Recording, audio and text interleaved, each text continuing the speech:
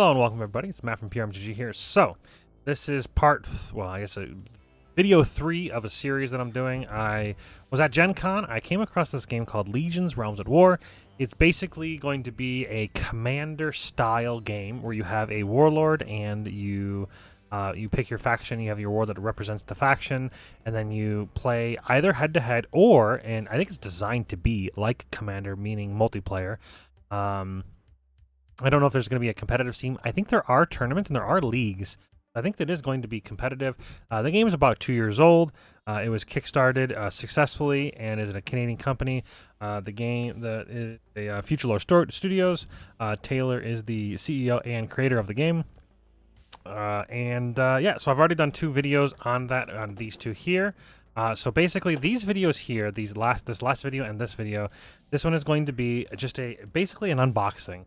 And the very first video of this series, it was basically just going through and really going deep dive of like what I actually know about the game, my experience with chatting with the developer.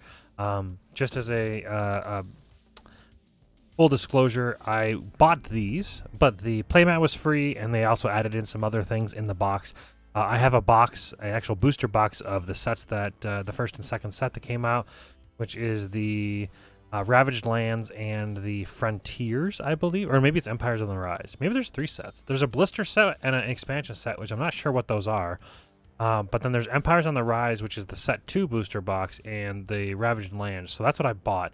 But Paul over at Future Lore Studios, he added in some extras. This playmat's amazing, by the way. Like, look at it. Like the art is what drew me to the game. But yeah, these videos I want to be short. In each one of these starter decks, I wanted to open up and I wanted to give like an unboxing of them as I unboxed them, because just to kind of give you an expectation of what you're going to get from them.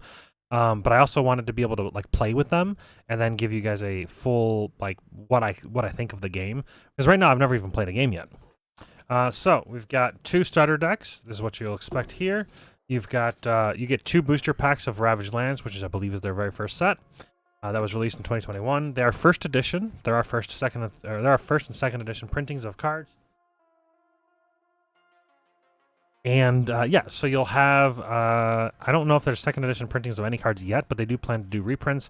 But they're doing it in a different way. That's the QR code if you want to know the breakdown and learn how to play. Should take you to the website. Also, I'll leave it in the description below. All right, so let's zoom in on this lovely product. So as I mentioned before, if you're familiar with Magic: The Gathering Commander, then you'll notice some similarities here. So Warlord is your commander, and you have your DCM, which is damage counter max. Unlike Magic and other games, you actually count up from 0, and that dictates whether or not you're going to die or not. If you get to your damage counter max equal to or greater, you will die. They do have different warlords that have different damage counter maxes, so far ranging everywhere from 65 to 85. But I do think the ones that are 85 I think they're called God Warlords, and they're like very rare, and they actually can't even be played yet. I'll start opening this while we look at some of the cards here, or while I talk about some of the cards.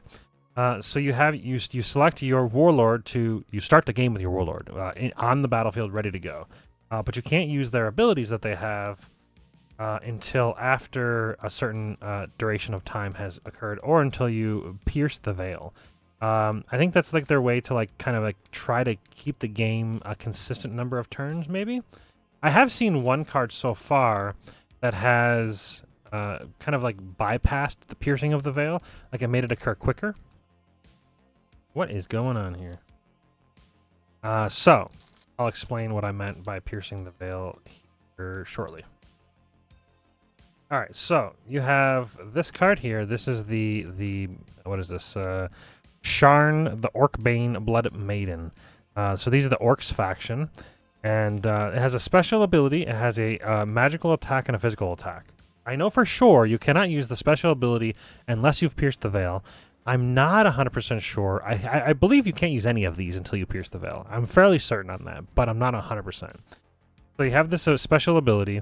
I'll explain what Piercing the Veil is before I go through that. So you have, this is your Veil. You start with the Veil on the battlefield as well. Everybody has to have a Veil. And it starts with 3 Veil counters on it. At the beginning of each one of your turns, you remove, before you draw, you remove a Veil counter.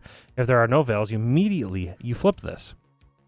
When you flip it, you immediately do the thing on the thing. So there's the thing. You do that. So Bestow, I imagine, I think it's like an enchant creature, basically.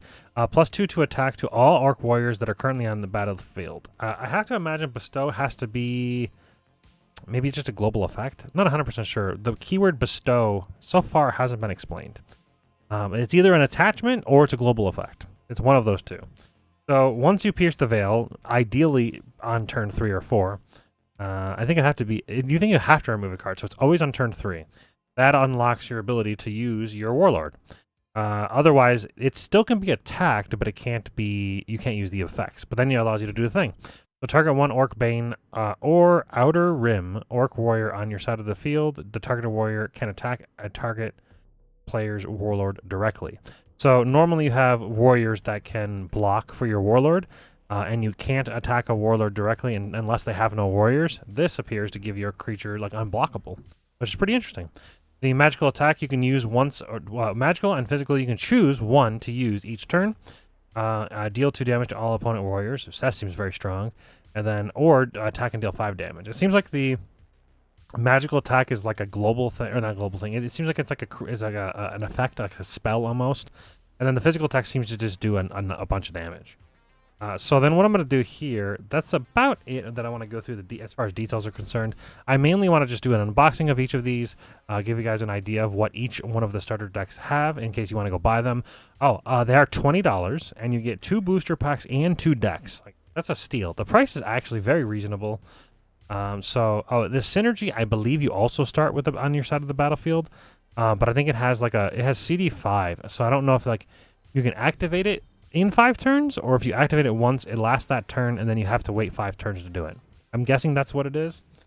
But you can also start with a Guardian on your side of the field, which the starter decks don't start with the Guardians, but you can play with one if you get one from like a pack or something. All right, and then as I rotate through here, I'm just going to give you the ability to like pause and look at the cards, look at the art, read what the cards do. I can't explain what a ton of them do, but I can explain what Bloodborne does. Bloodborne basically just increases your damage counter max. That is the resource. There is no resource cost, you'll notice, on any of the cards. If it has no resource cost, if it has no Bloodborne cost, and if it has no consume cost, it's basically free. You can just activate it. Some of them require you to do something in order to activate it. It'll tell you on the card. Some of them will have like stipulations where it's like you can only do this if it's on your opponent's turn. That would be the fortified cards. They're kind of like trap cards from Yu-Gi-Oh. Yeah, the cost consume. The Bloodborne is your, like I said, your damage counter max. Then there's consume, which is from your Guardian's alchemy points. They're like a lieutenant to your warlord. ACT is the active, so it'll be on the battlefield. I don't know what arm is. I haven't seen what arm is. Yeah, I have no idea.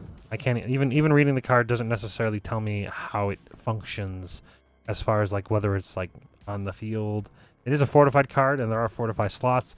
You can have 5 warriors, 5 fortified cards, and 5 unified cards on the battlefield at one time. There is a limit, and there's also a limit to the number of cards in your deck based on rarity. Now, one of the interesting things you'll notice on the actual decks from the starter decks is there is no rarity. Normally they would be down here. They'd have like number of stars equal to the rarity. You'll see when I open the packs. Yeah, there is no rarity. So I'm not 100% sure if they technically do have rarities, but they're just not printed on the cards, or if starter decks are unique in a way that like could they be used in other decks? I don't even know. With no rarity, I'm not 100% sure on what dictates how many of the cards you can have in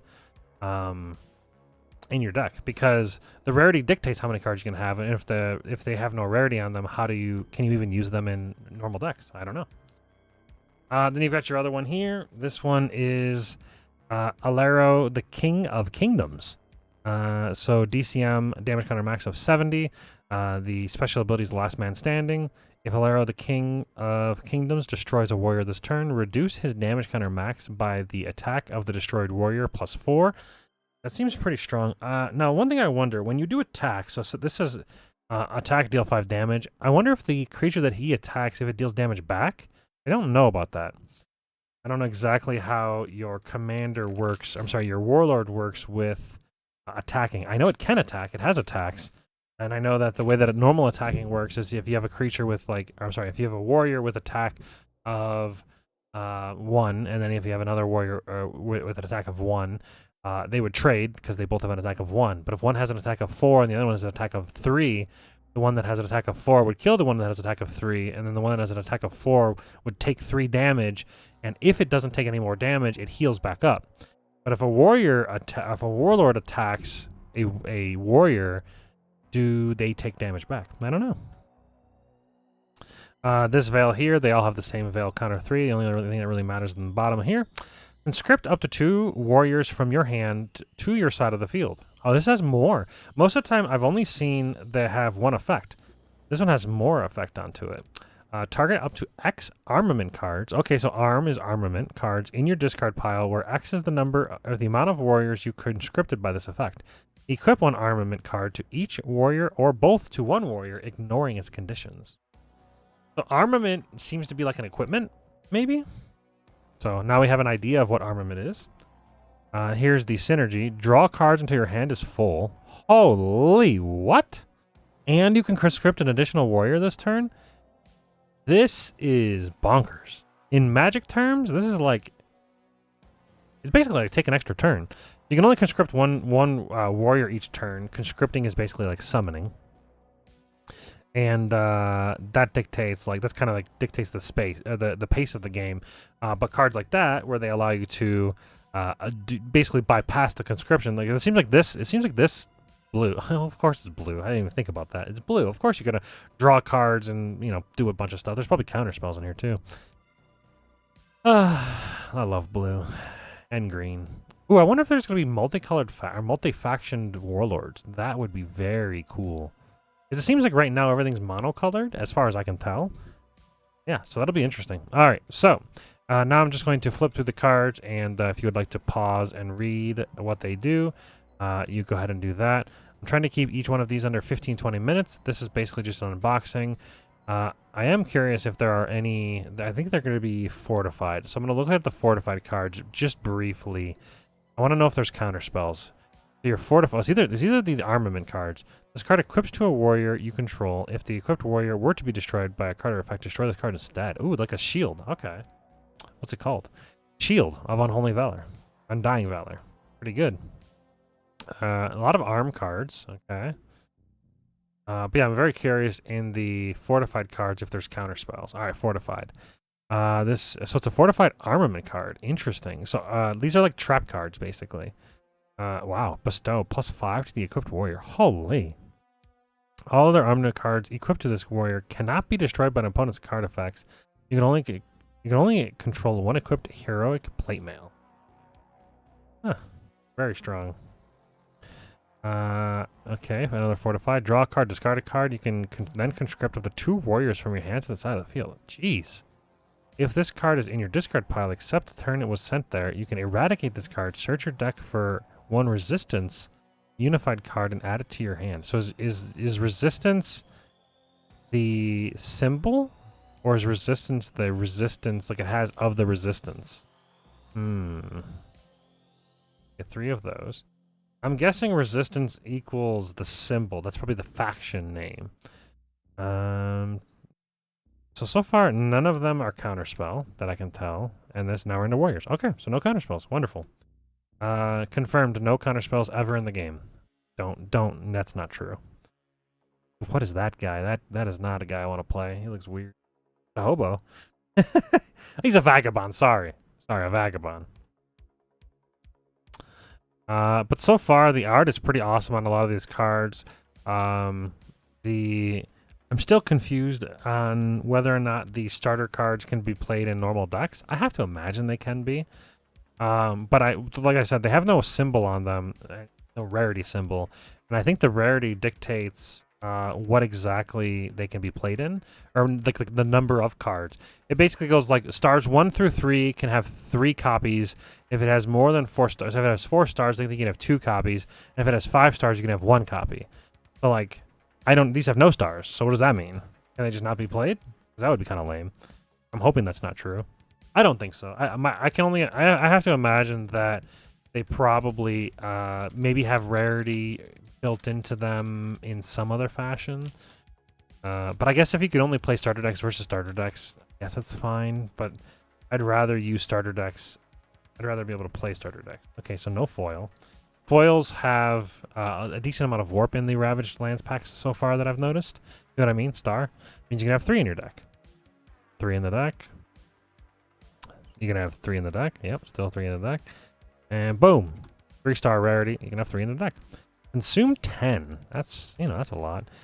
Discard 1 card from your hand. Target demon or warrior on the battlefield. Target 1 demon warrior on the field. The targeted warrior gains both of the following effects: perish. Your opponent discards 2 cards. Perish. Draw 2 cards. That's very strong. That's unified. So that's going to be not a trap. Okay, that's just a spell you have to cast on your turn. There's a token, Shambling Skeleton, Fortified, and then these will be commons in the back. So the good rarity is up front. From what I was told, the Pringling has been addressed significantly in future sets, but in the first set there was some Pringling. I've noted. I mean, some of them you can like really tell. All right, so no foil on this one. Ooh, wow. And we're looking at, boom, Grim Grimoire Chapter 2. Consume 10. All Grim Undead Warriors currently on your side of the field gain perish. Target Guardian loses 5 alchemy points. Ooh, you can target their resources. Kind of like land destruction in a way. Because if you have no more alchemy points, you can't actually cast anything that has consume. So that seems fairly strong.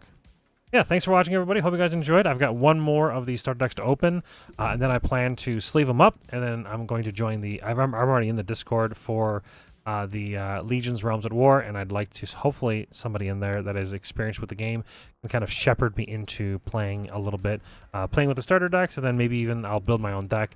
I've got 3 boxes to open, so it's going to be awesome. Hope you guys enjoyed, and keep an eye on the channel for more updates on what I think about the game. So far, the game looks cool, but you don't know until you play.